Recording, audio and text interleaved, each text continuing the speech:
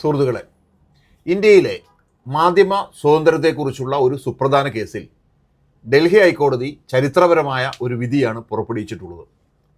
സ്വതന്ത്ര വാർത്താ പോർട്ടലായ ന്യൂസ് ക്ലിക്കിനും അതിൻ്റെ സ്ഥാപക എഡിറ്ററായ പ്രബീർ പുക്കായസ്തയ്ക്കുമെതിരെ ഡൽഹി പോലീസിൻ്റെ എക്കണോമിക് ഒഫൻസ് വിങ് രജിസ്റ്റർ ചെയ്ത എഫ്ഐആറും എൻഫോഴ്സ്മെൻറ്റ് ഡയറക്ടറേറ്റിൻ്റെ കള്ളപ്പണം വെളുപ്പിക്കൽ കേസും കോടതി റദ്ദാക്കി.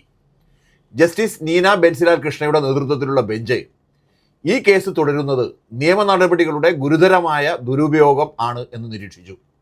മാത്രമല്ല, ഇത് സ്വതന്ത്രവും നിഷ്പക്ഷവുമായ മാധ്യമ പ്രവർത്തനത്തിനെതിരായ ഏകപക്ഷീയമായ ആക്രമണവും അധികാര ദുരുപയോഗവുമാണ് എന്ന് കോടതി വ്യക്തമാക്കി.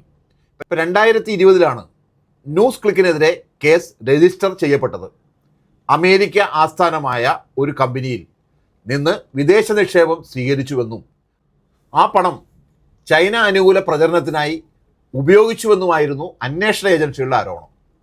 എന്നാൽ കേസിൻ്റെ അടിസ്ഥാനമായിരുന്ന വിദേശ നിക്ഷേപത്തിൽ യാതൊരു നിയമലംഘനവും ഉണ്ടായിട്ടില്ലെന്ന് റിസർവ് ബാങ്ക് ഓഫ് ഇന്ത്യ തന്നെ അന്വേഷണ ഏജൻസികളെ അറിയിച്ചിരുന്നുവെന്ന് കോടതി ചൂണ്ടിക്കാട്ടി.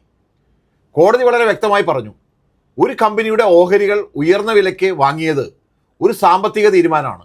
അതിനെ ക്രിമിനൽ കുറ്റമായി കാണാനാവില്ല.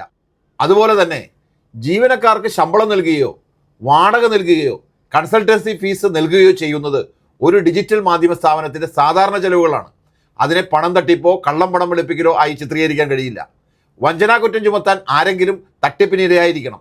എന്നാൽ ന്യൂസ് ക്ലിക്കിൻ്റെ നിക്ഷേപം നടത്തിയ കമ്പനി തന്നെ തങ്ങളെ ആരും വഞ്ചിച്ചിട്ടില്ലെന്ന് വ്യക്തമാക്കിയ സാഹചര്യത്തിൽ വഞ്ചനാ കുറ്റം നിലനിൽക്കില്ലെന്നും കോടതി നിരീക്ഷിച്ചു.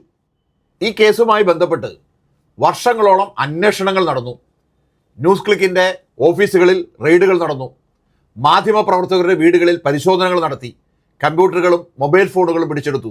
നിരവധി മാധ്യമപ്രവർത്തകർക്ക് ജോലി നഷ്ടമായി.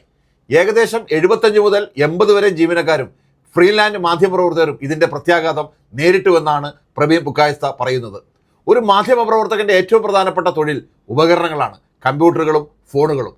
പലതവണ പിടിച്ചെടുക്കുന്നത് അവരുടെ തൊഴിൽ ജീവിതത്തെ തകർക്കുന്ന നടപടിയാണ്. കേസിൻ്റെ മനുഷ്യ ചെലവ് വളരെ വലുതായിരുന്നുവെന്നും പുക്കായസ്ത ചൂണ്ടിക്കാട്ടി. ഈ വിധി നമ്മെ ഒരു പ്രധാന കാര്യം ഓർമ്മിപ്പിക്കുന്നു. ഒടുവിൽ കോടതി ഒരു വ്യക്തിയെയോ സ്ഥാപനത്തെയോ കുറ്റവിമുക്തരാക്കിയാലും വർഷങ്ങളോളം നീണ്ടു നിൽക്കുന്ന അന്വേഷണങ്ങളും റെയ്ഡുകളും അറസ്റ്റുകളും തന്നെ വലിയ ശിക്ഷയായി മാറാം. അതുകൊണ്ട് പലരും പറയുന്നത് പ്രക്രിയ തന്നെ ശിക്ഷ എന്നാണ്. ന്യൂസ് ക്ലിക്ക് ഈ വിധിയെ സ്വാഗതം ചെയ്തുകൊണ്ട് പറഞ്ഞത് വളരെ ശ്രദ്ധേയമാണ്. ജനങ്ങളുടെ സമരങ്ങളും പ്രശ്നങ്ങളും റിപ്പോർട്ട് ചെയ്തതാണ് തങ്ങളുടെ ഏക കുറ്റം എന്നാണ് അവർ പറയുന്നത്.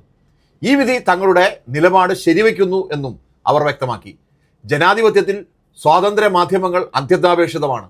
മാധ്യമങ്ങളെ ഭയപ്പെടുത്താനോ വിമർശനാത്മക ശബ്ദങ്ങളെ നിശബ്ദമാക്കാനോ അന്വേഷണ ഏജൻസികളെയും നിയമങ്ങളെയും ഉപയോഗിക്കരുത്. മാധ്യമ സ്വാതന്ത്ര്യം സംരക്ഷിക്കപ്പെടുമ്പോഴാണ് ജനാധിപത്യം ശക്തമാകുന്നത്. ഡൽഹി ഹൈക്കോടതിയുടെ ഈ വിധി ഈ അടിസ്ഥാന തത്വത്തെ വീണ്ടും ഉറപ്പിക്കുന്നതാണ്.